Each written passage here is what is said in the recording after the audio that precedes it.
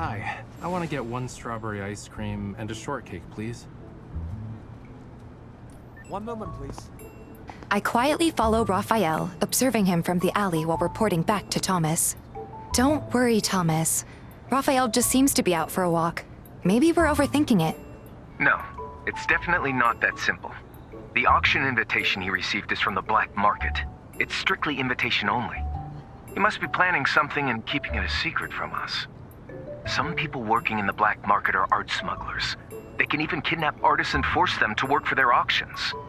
In any case, keep a close eye on him. Don't let him interact with people from the black market. It'd be even better if you can make him go back to the studio. As I focus on replying to Thomas's message, Rafayel suddenly walks over. I immediately hide. Excuse me. Can I take a photo of you? Huh?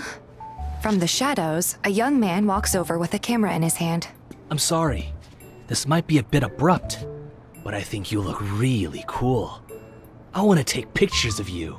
Don't worry. I mean no harm. I'm a photography student from a nearby art school. Occasionally, I go out to find inspiration. Find inspiration? Sure. By the way, miss, are you out here alone? I know the place pretty well. I can show you around. Thanks, but no thanks. She's not alone. We have a busy schedule, so I'm afraid she doesn't have time to pose for pictures. Sorry.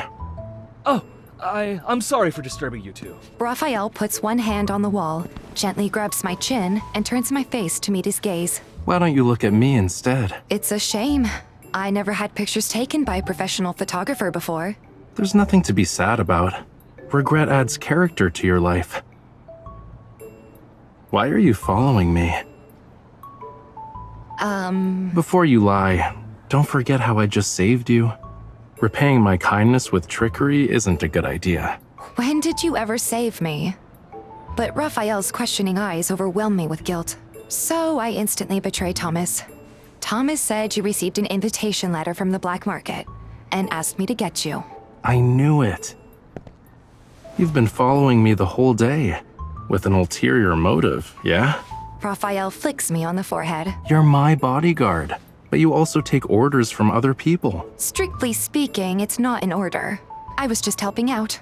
Rafayel scrutinizes me. Then, to my surprise, he nods. It's good you're here. I do need a bodyguard to enter the black market. Sensing something wrong, I try to slip away. Rafayel grabs my wrist. Wait, I didn't say anything. He puts a packaged shortcake in my hand. Here's your payment. We need to hurry since the sun is setting. At 8 o'clock sharp, Rafayel and I walk into the auction house. As per the rules, we hold a mask to cover half our faces with one hand, and then the special invitation with the other. You haven't told me why you're here still. They say the art in the black market has sketchy origins. Is there something you need to buy? Rafayel takes 2 glasses of champagne from the waiter's tray. He gives one to me and pulls me aside to a quiet corner. A smart girl like you should be able to figure it out. I look around. The auction has already started. Many of the pieces are by famous artists. Are they selling your works here? The answer is obvious. But how did your artwork end up? A while back, thieves broke into my studio during the night and stole 3 paintings. 2 have been recovered, but 1 is still missing. Over there. A painting appears on the huge projector of the auction house. The auctioneer stands in the center of the hall and gestures to the crowd. Auction item number 13, The Siren Song. Artist unknown. Please place your bids. They don't know who the artist is? Rafayel raises his hand for the first time. A lot of items already changed hands several times, so it's difficult to know who created them. Only industry insiders can take a guess. But based on this painting's art style alone, they shouldn't be able to tell who painted it. It is completely different from your usual style. Rafayel flips over the invitation letter and reads the brief description of the painting. The siren swims in the seas, her songs as enchanting as a maiden's true love. But her angelic voice is but a carefully crafted lie, used to drown every sailor who wanders into her territory. Should a ship be foolish enough to sail into her waters, it will be devoured, leaving nothing behind. Basically, a siren is a deceitful witch. Raphael raises his hand for the 4th time.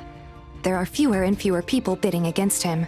By the time he raises his hand the 6th time, the auctioneer slams the gavel. I can't believe I got it at such a low price. That's cheap to you? Sir, please come on stage to complete the transaction.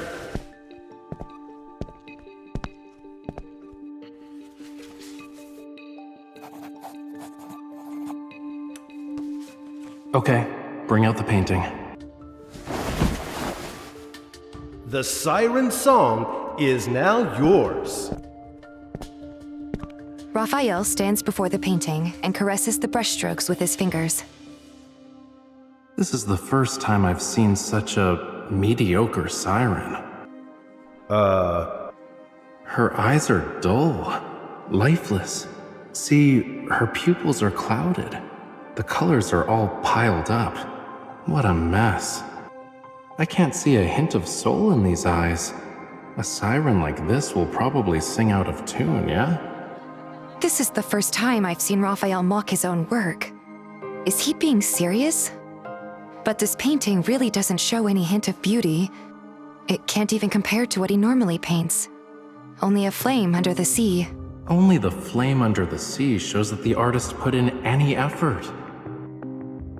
I don't know what that actually means, but it does add a bit of oomph to this otherwise soulless siren. Sir, our auction house's transactions are always final once I slam the gavel. If you were unsatisfied with this item, I wasn't saying I wouldn't buy it. then please leave the stage for now. We need to proceed to the next item. Perhaps you can express your interesting opinions about this painting when the auction is over. Raphael nods politely. However, he shows no signs of returning to his seat. Sorry, but before the auction continues, Flames engulf the entire painting. Huh? Fire burns ferociously. Before anyone can react, the siren is devoured by the flames. it's more fitting to have flames break through the water's surface. Raphael steps over the ashes and gives a small toast to the crowd. Guess I won't be bringing anything home tonight. I wish you all a pleasant rest of the evening. Let's go.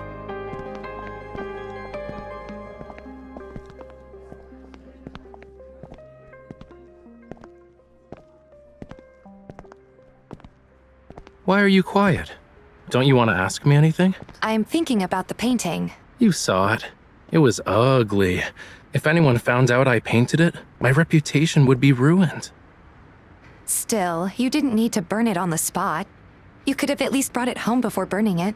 Raphael pretentiously lifts his chin. You have a lot of artistic talent, and again, have also seen that painting.